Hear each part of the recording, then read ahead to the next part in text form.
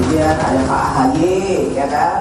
Ya, terima kasih kepada siapapun yang menyebutkan bahwa AHY bisa diperhitungkan dan sebagainya. Nanti Mbak Puan Maharani akan bertemu dengan Mas AHY untuk melakukan dialog, tetapi kami menghormati etika politik. Setelah nama Ketua Umum Partai Demokrat Agus Harimurti Yudhoyono masuk dalam radar kandidat calon wakil presiden pendamping Ganjar Pranowo, Partai Demokrasi Indonesia Perjuangan membuka peluang kemungkinan berkomunikasi dengan sejumlah partai politik, termasuk bertemu dengan Ketua Umum Partai Demokrat Agus Harimurti Yudhoyono. Sekjen PDIP Hasto Kristianto menyebut tak ada salahnya berdialog, namun tetap menghormati etika berpolitik.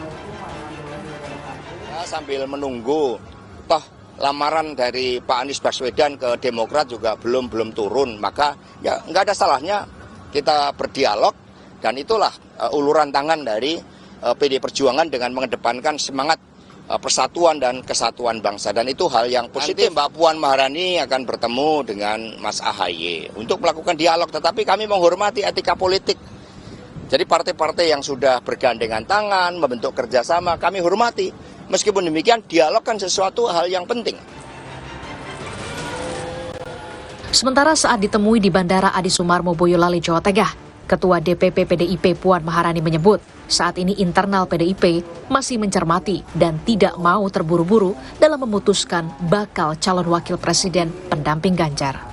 Lalu saya dalam acara MUI sempat bertemu dengan Mas AHY, jadi kapan aja saya membuka ruang untuk bisa bersilaturahmi, jadi bisa kapan aja.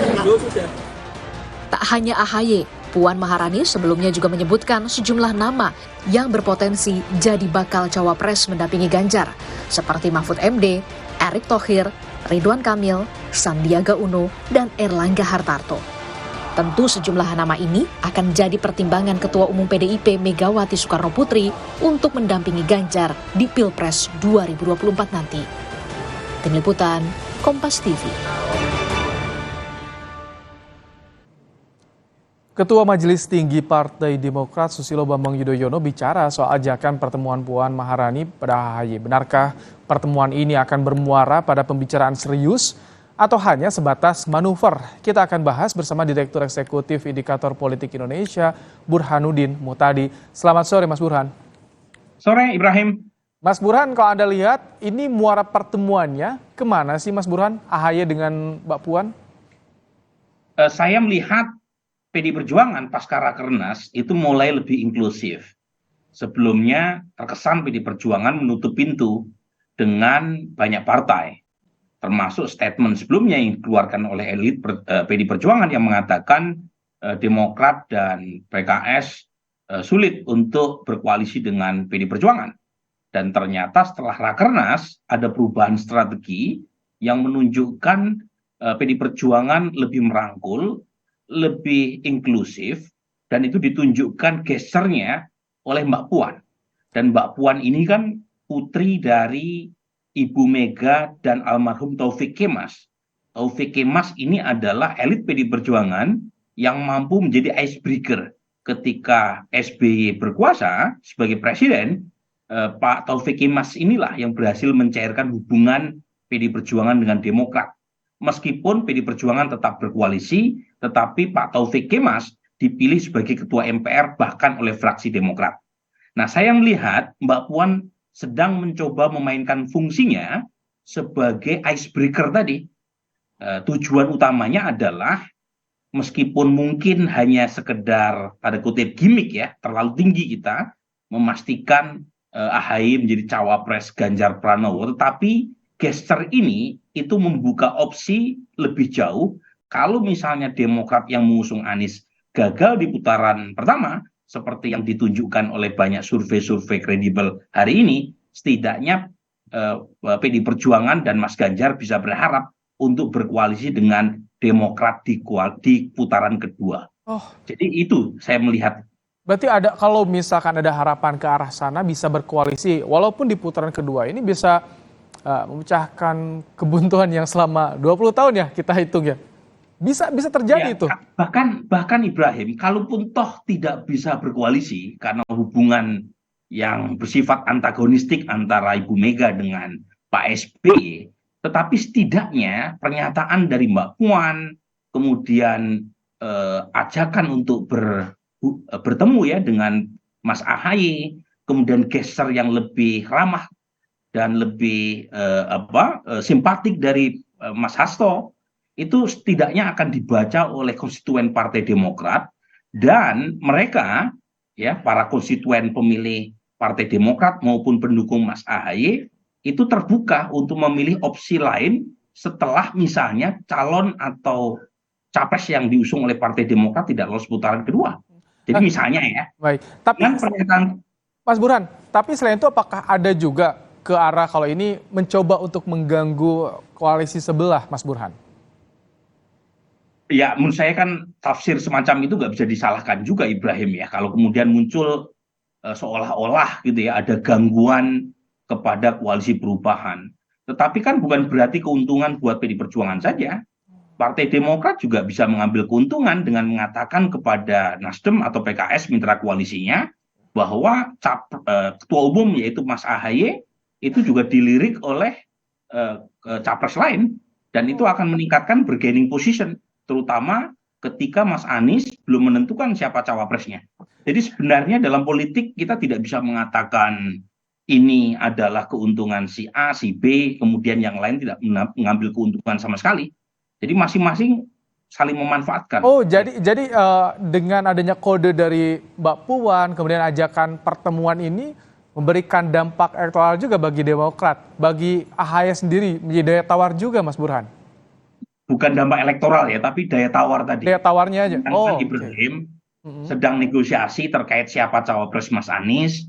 Nasdem menolak dengan keras, PKS terlihat enggan, tiba-tiba nama AHY disebut oleh Mbak Puan sebagai bakal calon wakil presiden Ganjar. Itu kan jelas menaikkan posisi tawar, meskipun lagi-lagi too good to be true untuk membayangkan seorang AHY menjadi cawapres Ganjar. Tetapi setidaknya kan bisa menjadi amunisi tambahan buat Partai Demokrat untuk menaikkan leverage sekaligus daya tawar ketika berhubungan dengan Anies Baswedan. Kalau tadi bacaannya ini bisa arahnya ke tadi 2 putaran. Nah, jika 2 partai ini bekerja sama, pertimbangannya apa? Alasan kuatnya dari Demokrat dan PDIP seperti apa, Mas Burhan? Ada 2. Yang pertama adalah chemistry. Nah, pada titik ini terus terang PD Perjuangan kalah set ya, kalah start dibanding dengan Prabowo. Prabowo jauh lebih lincah dengan mendatangi Pak SBY di Pacitan, apalagi Demokrat kan sebelumnya mendukung Pak Prabowo di 2019. Nah, sebelum ini kan PD Perjuangan terlalu kaku ya, kurang fleksibel. Tapi setidaknya dengan langkah dan statement dari Mbak Puan itu membuka opsi gitu ya, untuk mencairkan suasana. Itu chemistry yang pertama. Yang kedua adalah menurut saya mau tidak mau adalah kans siapa yang potensial menang. Jadi kalau misalnya salah satu pendukung capres tertentu, entah itu Demokrat, entah itu PKS, Nasdem misalnya ya, kalau kita mengasumsikan survei hari ini itu betul, yaitu survei Kompas, survei Indikator, survei Populi menunjukkan Mas Anies agak berat untuk masuk putaran kedua, maka partai-partai pendukung Mas Anies akan melihat siapa di antara Pak Prabowo atau Ganjar yang potensial menang. Oh, itu yang diperebutkan. Ganjar potensial menang, meskipun chemistry-nya berat, ya tentu Ganjar akan dilirik oleh partai pendukung Anies di putaran kedua. Oh. Tapi kalau potensi menangnya ada di Pak Prabowo, meskipun chemistry-nya kurang terjalin, ya kemungkinan partai-partai yang nggak lolos putaran pertama akan berlabuh ke sana. Mas Burhan, tapi yang menarik, Pak Hasto juga bilang menghormati etika politik. Dari diksi ini, apa artinya, Mas Burhan, kalau Anda cermati? Ya, kan begini, jangan sampai kan PD Perjuangan dianggap mengganggu rumah tangga orang lain. Oh. Ya, bagaimanapun kan koalisi ini ibarat pernikahan.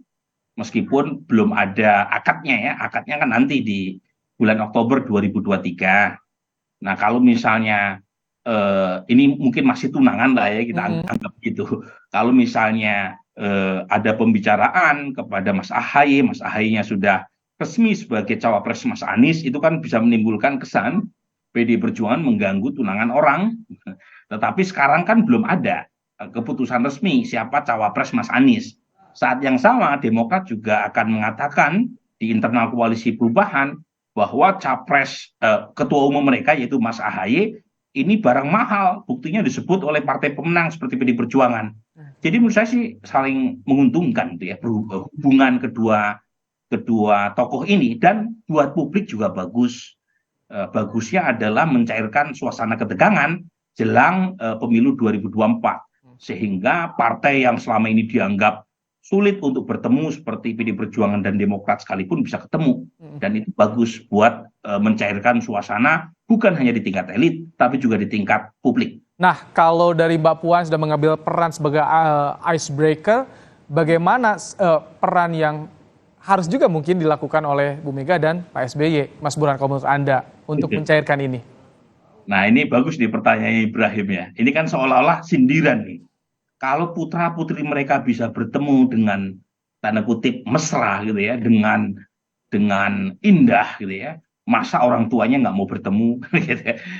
Kan orang publik bisa mengatakan demikian loh. Sedikit pasti bertanya seperti itu, betul. Ya kan bagaimanapun kan Mbak Puan dan Mas AHY kan dari generasi yang lebih muda, dan mereka pun bisa bertemu dengan baik meskipun berbeda partai, berbeda ideologi to some extent ya, meskipun secara umum keduanya berasal dari partai nasionalis, tetapi mereka bisa gitu ya bertemu dalam segala perbedaan, bisa sepakat dalam ketidaksepakatan, dan itu seharusnya ditiru juga oleh para orang tua, oleh generasi politisi yang sudah lebih senior, karena bagaimanapun publik mengharapkan 2024 ini kita disuguhi pertarungan yang programatik tetapi tidak menghilangkan aspek persaudaraan kita sebagai sesama bangsa.